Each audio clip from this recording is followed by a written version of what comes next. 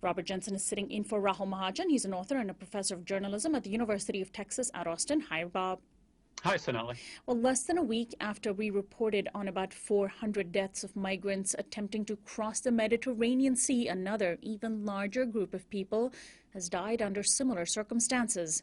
700 people were estimated dead on Sunday when a fishing boat capsized off the coast of Libya. That number is inching closer to 1,000 today as European Union officials are scrambling to Luxembourg for an emergency meeting about the crisis. Rather than examining the obvious reasons why so many people are fleeing their countries, i.e. war and poverty, officials are likely to address the illegality of trafficking.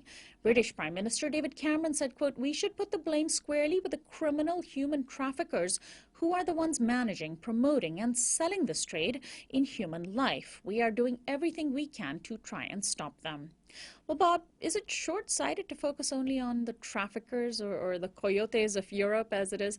Shouldn't officials be addressing the reasons why people are fleeing in the first place? Well, you're absolutely right. Of course, the traffickers bear responsibility.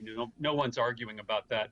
But David Cameron's comment acknowledges a kind of moral blindness. After all, the question is, why do people risk their lives, knowingly risk their lives, to try and get to a place like Europe or the United States? And the obvious answer is the incredible disparity worldwide in the distribution of wealth. Where did that disparity come from? It's not a product of the global South. It's a product of hundreds of years of policies of the global North, at which the heart, of course, is Great Britain and similar imperial countries. So David Cameron's attempt at moral evasion is at best temporary. I think Europe understands it can't refuse to deal with this question. And luckily, many of the officials in other European Union countries are trying to deal with it. It seems as though every week here in the United States, police in some corner of the country bring us a story on the killing of a black man. This week's story focuses on the city of Baltimore, Maryland, and the fatal shooting of a 25-year-old man named Freddie Gray. Gray died yesterday after being in coma for several days from injuries sustained after his arrest.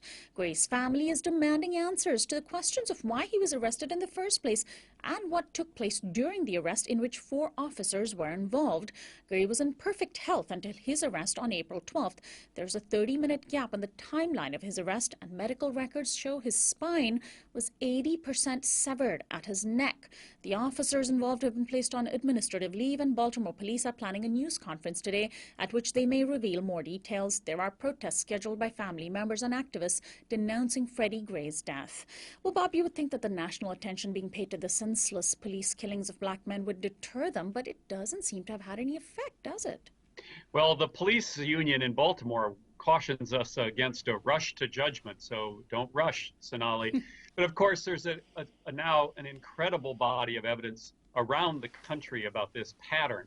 It doesn't mean, of course, every cop is a bad cop looking to shoot a young black man. It's a pattern we have to deal with.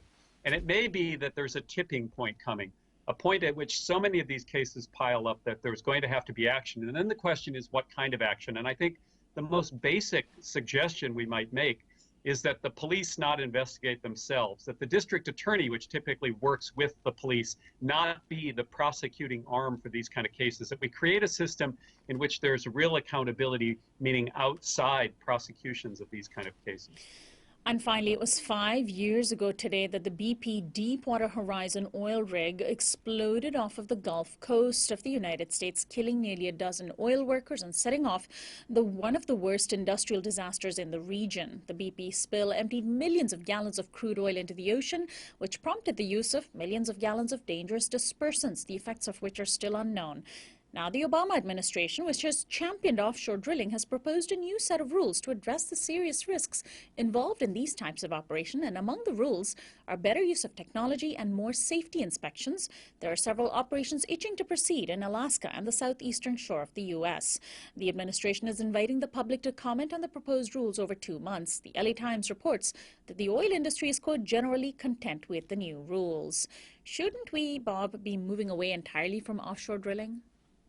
Well, first of all, I must comment, I'm struck by my own emotional reaction as you were recounting the BP spill. A reminder that this was not simply an accident. This was a catastrophe. I remember Naomi Klein describing it as not an oil spill, but a hole in the world. And I think that's important to hold on to. If we do hold on to that, And we're going to realize that not just deep water drilling, but mountaintop removal for coal, fracking, and of course the tar sands, all of these forms of what are now called extreme energy are environmentally catastrophes. There's no way to do them safely. You can try to improve the rules, you can try and improve the technology, but the real question is, can we start thinking about a lower energy future?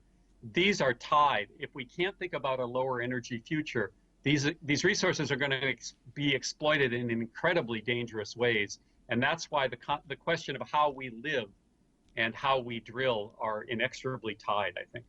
Bob Jensen, thanks so much for joining us today. We'll talk to you again next week. Thanks, Sonali. Robert Jensen is an author and a professor of journalism at the University of Texas at Austin, sitting in for Rahul Mahajan. We'll be right back.